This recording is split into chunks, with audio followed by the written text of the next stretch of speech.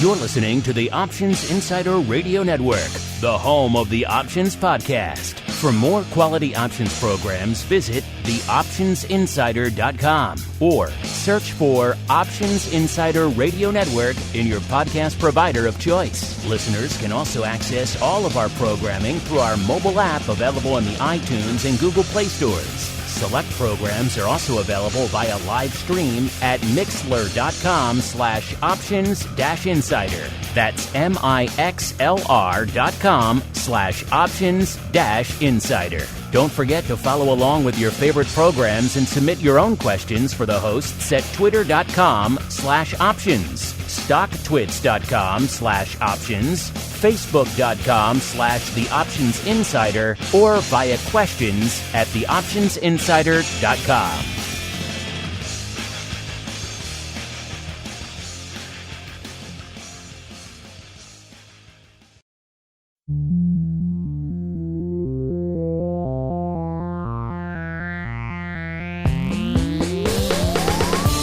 Join us now for the expert source for inside information on the options markets. It's time for Options Insider Radio with your host, Mark Longo.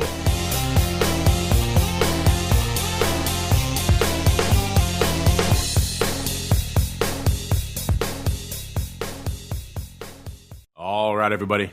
That music means it is Tuesday. That means it's interview time here on the old Options Insider Radio Network, where we bring on guests from throughout the world of options and derivatives and indeed beyond, and proceed to pick their brains for the benefit of you, the listener. My name is Mark Longo from the optionsinsider.com, as well as, of course, on the aforementioned network. Pleased to see so many new listeners discovering our network every week these days in these troubled times. We're endeavoring to keep up with your demands for content out there. Pretty much something hitting you every day on the network, if not 2 shows a day out there. So we're keeping you informed, enlightened, maybe a little bit entertained over there in the world of all things derivatives. Make sure if you like what you hear, keep those reviews coming on your platform of choice so new people can continue to discover the network. It's more important than ever in these troubled times. And, of course, keep those questions coming. We do love to hear from you guys. And let's see who we're hearing from today. We have a newcomer joining us on our Options Insider Radio interview program. He is Peter Harrigan, the CEO and co-founder over there at Swan Digital. Peter, welcome to the Options Insider Radio program. Well, thanks for having me. Appreciate it. And Peter, as we are wont to do with all of our first-timers here on the network, why don't we go ahead and give our audience a little bit of an overview of your background in the financial space and how you found your way to starting Swan Digital. Sure. Primarily came from the capital markets world, was a trader upstairs at Bank of America for a short period of time, and then I was a trader on the floor in Chicago, traded in the currency options at the CME, came out to California in 1999 and did equity options at the Pacific Exchange for a while, so very familiar with the derivatives field. Basically a floor trader for, I guess I was going to say, as long as being a floor trader was a good job. Actually, the reality is maybe a floor trader slightly longer than the period when floor trading was a good job. Stayed a little longer than I should have. Then about 2007, I did my first startup and got involved in a company out here in San Francisco that was involved in machine learning. Essentially, it was an evolutionary technology looking at developing or evolving short-term trading strategies. There was a company called Sentient Technology. I think I was the 4th most important out of 4 founders with that company. But I stayed with them for about 6 years, went from nothing to something, to being a bigger sized company at that point. But then left as the company was sort of making a turn into a different area.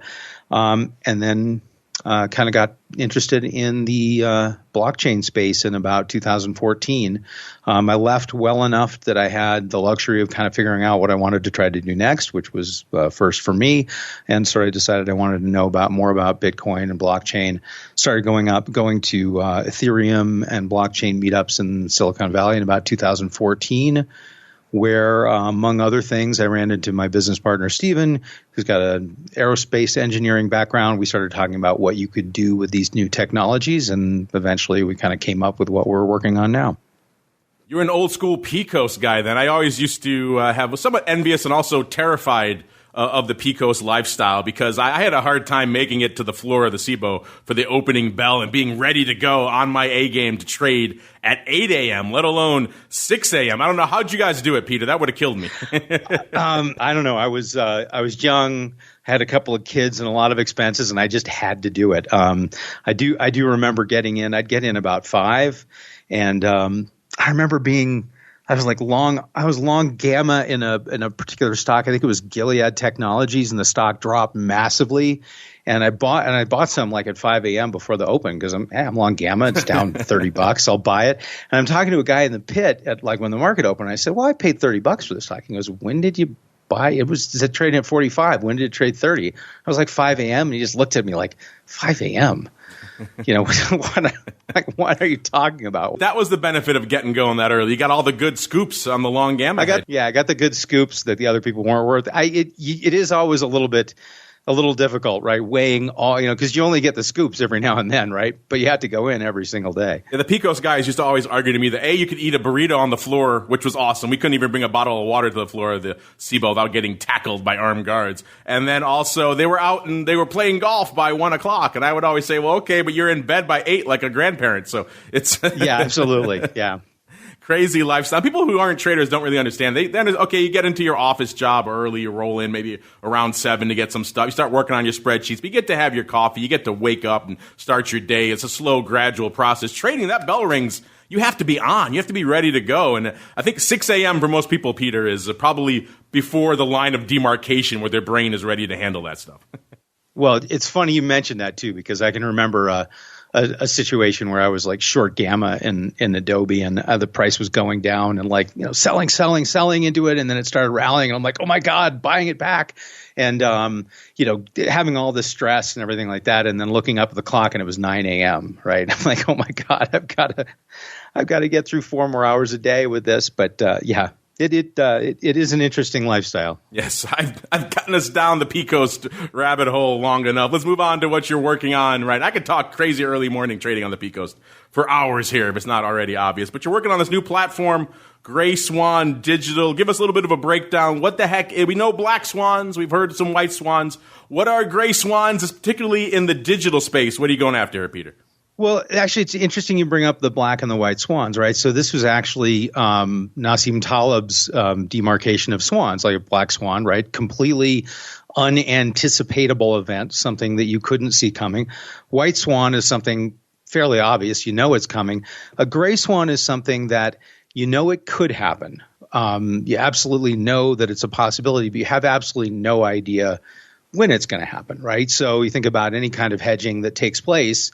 Most cases, people are hedging against events that they know are possibilities, but they can't anticipate when it'll happen. So we use that name, respectfully stealing it from him. But essentially, what we're doing is we're trying to change the derivative space in a lot like the way Apple changed computing, in that sense of creating derivatives that are more visual. We're actually looking at the curve of the payout that a person is looking at. That's the thing you go to first. And then it's also somewhat intuitive because you're manipulating that curve with kind of the drag and drop sort of technology that we're all used to now. It's safer because the risk is bounded, and it's very effective because you can come up with the kind of nonlinear payout curves that fit a lot of the risks that real companies have in the real world. So when you think about the way Apple made things very, very easy to use on the PC, I know it's kind of a dated reference at this point, but that's what we're trying to do. We're trying to make it extremely easy to use for people who don't know anything about options. Not sure if you heard, Peter, but Apple, they're the bad guys now. All the Fortnite kids hate them. Yeah, no, I know. I remember they used to be the good guys. I'm thinking a long time ago. Okay, so maybe we'll say we'll make it easy the way that Robinhood has made trading easier. So I'm just trying to have a reference that doesn't date me back to the late 80s or something like that. Well, I know the kind of the foundation of this Gray Swan Digital is this price sharing platform. It's an interesting idea. It sounds kind of intriguing. Break it down for us. What do you mean by this price sharing platform and this price sharing economy you're hoping to build here? Right. So price sharing is essentially just a term that we came up with essentially that's what a derivative is, right? With derivatives, you're sharing some of the impact of price without actually owning the underlying. And so the reason we use the term price sharing, though, is, again, by trying to make something so intuitive and simple that it's so easy for people to do. There are a lot of risks out there that people have, and they don't know how to hedge it, and they don't want to have to learn how to do it. In many cases, the instruments that are out there are not exactly right for the risk. And so essentially what we're trying to do is make something that's so intuitive. It's like a lot of the things in the sharing economy, right? Like, Lyft or Uber. These things are just very, very easy to do. And we're trying to get to that level of ease for the end user.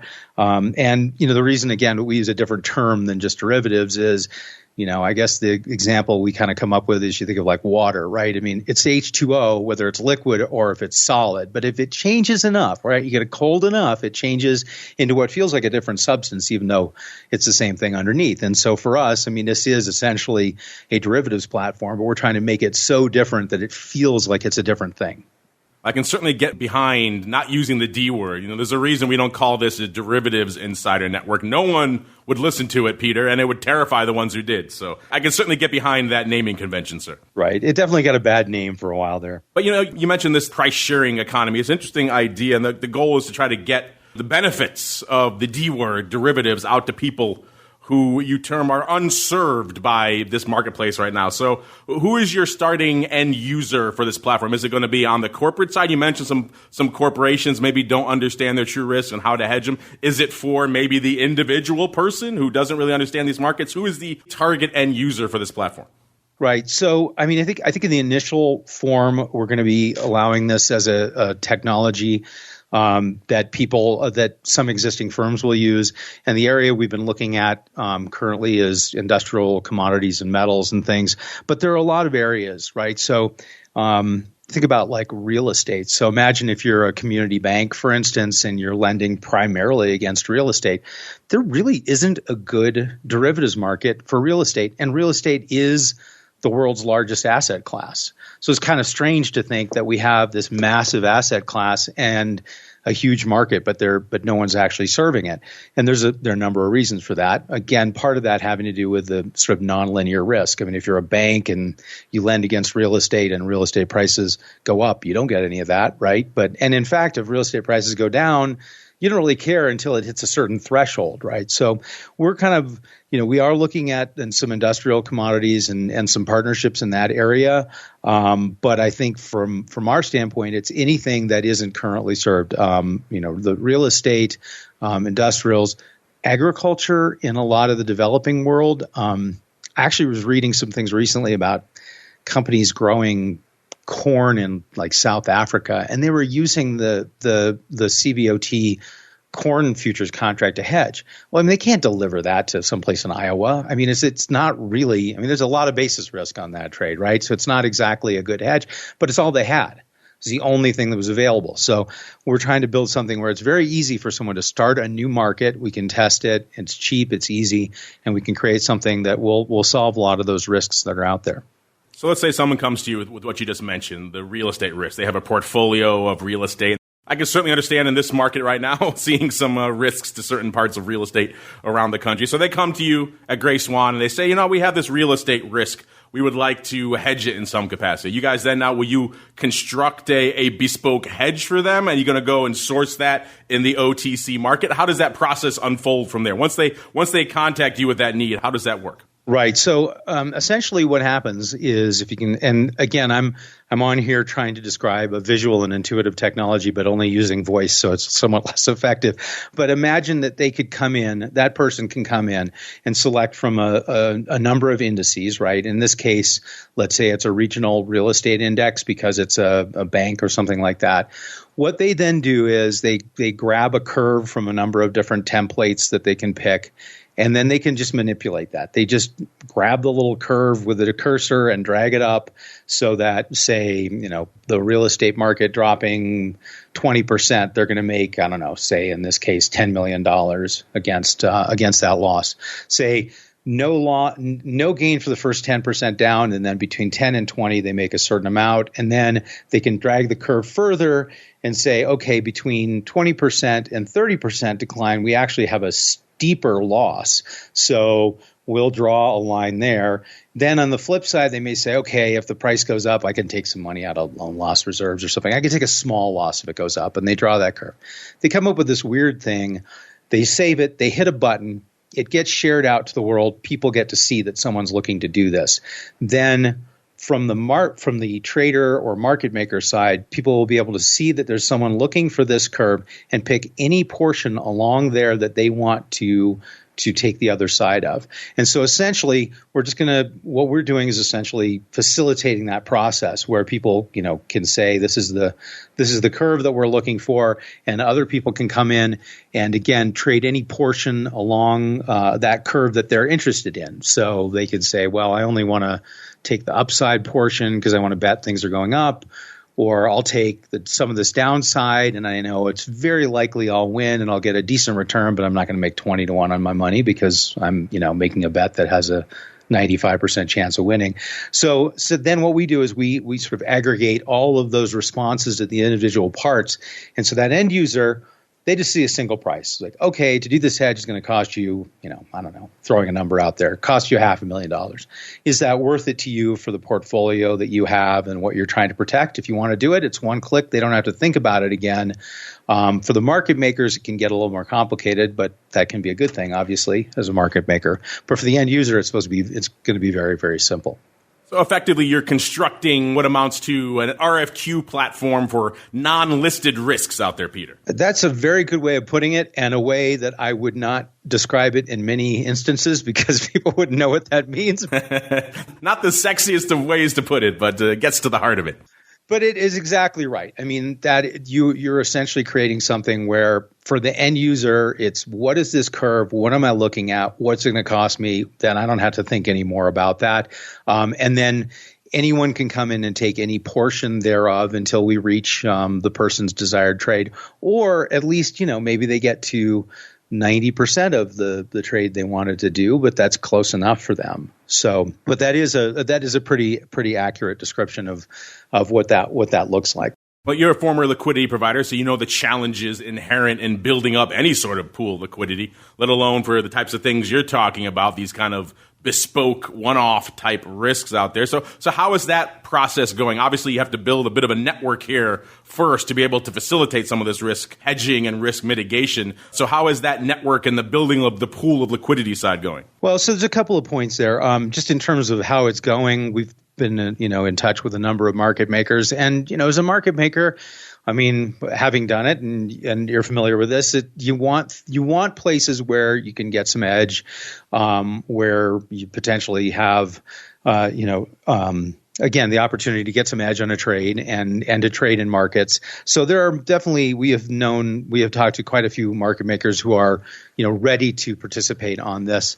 One of the things that helps is while this is a custom bespoke derivative for the end user, this is actually it's made up of small standardized pieces which are all fungible. So we don't have to have someone who wants to have the exact opposite position.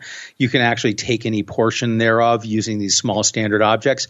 It gets a little complicated here, but one of the ways we described it is with the invention of money, there was something called getting rid of the mutual coincidence of need, right? So it's like I have cattle and I need grain, and there's a guy who has grain and needs cattle. You need to have these people. When there was barter, they needed to have these things exactly match their particular needs.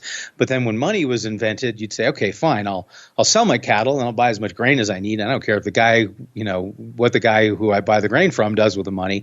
So we're trying to do that kind of with risk. So you don't have to, like, say this bank that we just described who has this weird curve. You don't have to want the exact opposite of that bank. You can just take some little slice there. Take the slice that matches you. And by breaking this down into these standard pieces, it makes it easier for the liquidity provider because, again, he's not trying to do this big bulk thing. He's just be able to trade in and out of those smaller pieces.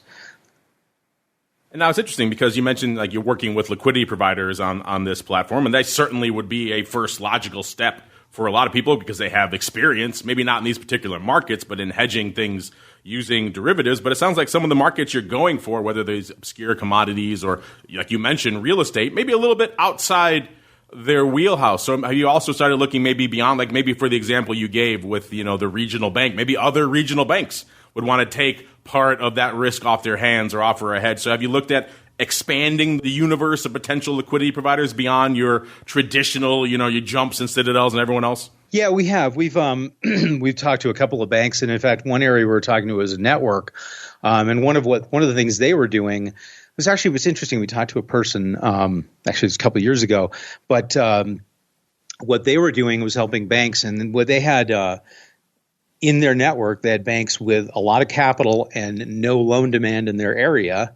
And then you had some banks that had tons of loan demand but limited capital, and they were trying to bring those people together. So we've actually looked at sort of doing some of the same thing within that, banking area, right? Because there are banks that, based on their particular region that they work in, there's more capital and less of this particular demand. So that allows them the opportunity to potentially share in other markets. Potentially to say, okay, instead of just lending in my area, they can actually take part of the risk that comes from other regions, right? And so they can share that across, they can spread that out and diversify somewhat. So that is an area that we thought of as well, although frankly haven't looked at it as much recently. And the name, obviously, Gray Swan Digital, that implies certain element of the market. Kind of touched in your intro there about how you were early on the ETH side of the fence. So is the plan to really make a big push into the crypto space with this platform as well, Peter? Well, so again, building the platform, we're going to go where the demand is, but I think there are areas that be very well served in crypto by having this ability to create this sort of custom hedge, or taking some of these custom parts. So yes, we definitely are interested in that area. And actually, a couple of years ago, when we were very early on in building, and we were not really ready to do anything, we did talk to a couple of people who had raised money. Specifically raised Ethereum and ICOs, and said, hey, you guys need to hedge the risk on that because, those prices can go down. And I think this was when Ethereum was like 650 or something. And some of the responses we got were, well, you don't have to worry because, this stuff only goes up. Since then, I think a lot of those people have learned that, those prices can go down too, although they're doing pretty well right now, but there's definitely a risk. So I think I've given the long answer. Short answer to your question is yes, we're definitely looking in that region as well, because frankly, the system is completely agnostic to what kind of risk is being traded.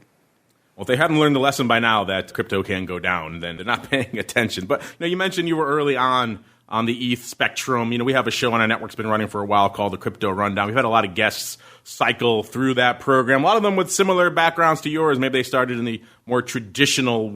And it's funny to call the derivatives markets traditional because a stock guy still thinks derivatives are crazy, but the more traditional world of options and futures, and then they got lured to the dark side of crypto in some way, shape, or form. They had that inflection point, that come to Jesus moment where they said, hey, these things are kind of interesting. Maybe I want to sink my teeth into these a little bit more. As you were pretty early on the ETH spectrum there, what was it that lured you to the dark side of crypto? What was your inflection point there, Peter? Yeah, I think I got interested, again, having an opportunity and some time to kind of think of what are the areas that are interesting. I got interested in Bitcoin, I think primarily from the kind of libertarian standpoint of the idea that you could have money that the government didn't control and that you could, store and save and move yourself. Certainly we're seeing a lot recently, what they're doing to our money. It hasn't kind of come out in inflation yet, but hard to imagine with the amount of printing that's going on, it won't. But I got involved, I think, because of those interests, and I thought Ethereum was interesting because of how it was initially pitched in terms of the idea of this kind of alternate sort of legal system. Not exactly where it's ended up, but I definitely started going to those meetups to see what people could do with this, and then actually got involved in the initial pre-sale in Ethereum, which was I kind of described that like walking down the sidewalk, tripping on a crack and landing headfirst in a winning lottery ticket. I mean, it was just such a lucky thing to do, but it's been helpful for us in terms of giving us a few more resources as we try to move forward. But yeah, I mean, I think originally it was kind of, interested in what could be done in terms of, separating money from government and building really interesting new things. Peter, these are interesting times to be talking about a new derivatives-oriented hedging type platform out there because, of course, we are still in the midst of this global pandemic. 2020 has been pretty much unprecedented by just about any measure you could throw at it. Pandemic, civil unrest, double hurricanes in the Gulf. Pick your poison. It's got all sorts of unanticipated and unprecedented risks out there. We've seen a lot of tumult this year from a market perspective, from a volatility perspective. Some folks maybe got a little bit spooked by the derivative space, either through the exploding volatility or maybe things like crude oil going negative earlier this year. It's been an interesting 6 months or so out there in the world of all things derivatives. I'm curious from your perspective, what's it been like for you guys as you're trying to launch and gain some traction and build some network effect around this new, effectively derivatives-oriented platform in light of everything else that's been going on for the past 6 months? Have people been excited by an alternative to this? Are they maybe a little bit scared when you throw the D word out there? Oh my God, I'm getting the heck out of Dodge. What's the response been like in the early going, particularly, over the last 6 months and we're dealing with all these other things going on? Well, I mean, it's been interesting because one of the things that I hopefully mentioned early on is that all of the solutions that we build are bounded. And so, you look at the current system, right? I mean, again, you think about crude oil going negative back in May. What the current system does is it adds leverage to an unlimited kind of risk situation. And so, that system can be a little bit dangerous for the people who are involved. It can be dangerous for traders, for clearing firms.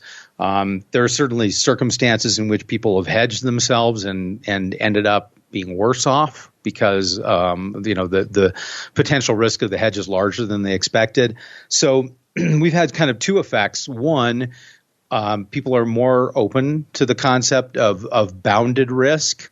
Even if the bounds are fairly wide, there is still kind of an end point, and you know what it is. And we know there's an appetite for sort of bounded leverage.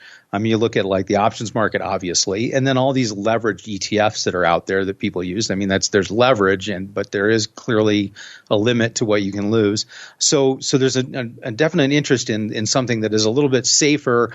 Both from the standpoint of an intuitive understanding of what you're doing because it's visual and because of those bounds.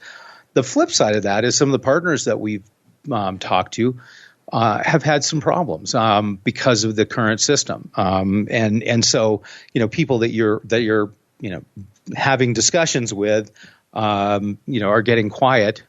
Just because everyone's having to deal with what we've been through, right? And so there's definitely been some cleanup. So it's been a good thing and a bad thing. I think I think what we've been through has slowed a lot of things down, not just us, but at the same time, there's an appreciation for what we're doing, right? There's a greater appreciation of the risk people have. I mean, a lot of people are out there thinking, these, like, again, talking about people who say, the price of that only goes up, or it's very stable, or we don't have to worry about it because we know what we're doing. So there's a definite appreciation for the need for risk and the need for bounds. But then we're all trying to kind of deal at the current pace as everyone tries to learn how to do business in the new environment.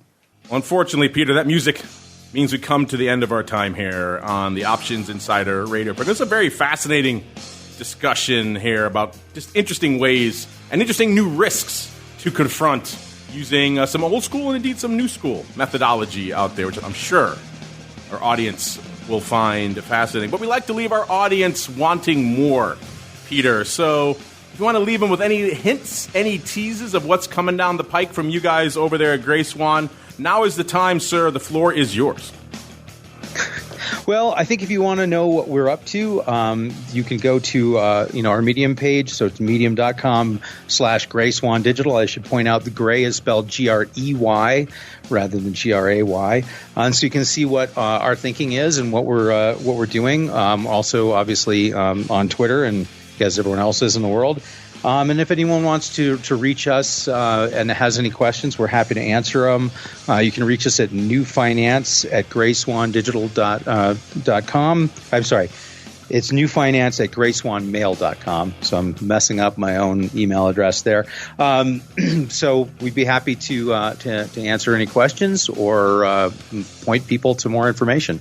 And is the platform up and running right now? Can someone contact you with a risk they want to hedge, or is it still maybe an early beta? What's the status of the platform? Still, yeah, we're heading into beta, and so we are not ready to take on a risk that someone wants to hedge at this point. Although we would love to hear about any of them, so we can try to point people in the right direction and help make our case. So yeah, we're not at that stage.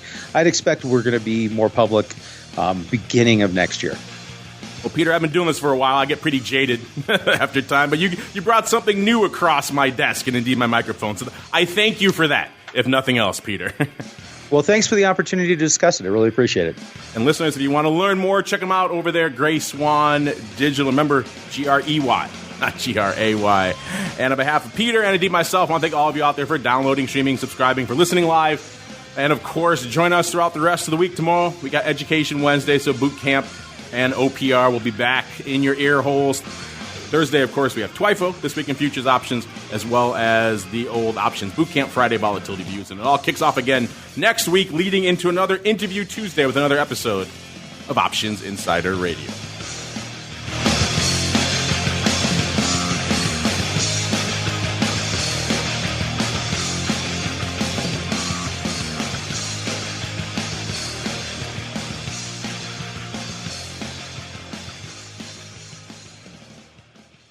You're listening to the Options Insider Radio Network, the home of the Options Podcast. For more quality options programs, visit theoptionsinsider.com or search for Options Insider Radio Network in your podcast provider of choice. Listeners can also access all of our programming through our mobile app available in the iTunes and Google Play stores. Select programs are also available via live stream at mixlr.com/options-insider. That's mixlr.com/options-insider. Don't forget to follow along with your favorite programs and submit your own questions for the hosts at twitter.com/options, stocktwits.com/options, facebook.com/theoptionsinsider, or via questions@theoptionsinsider.com.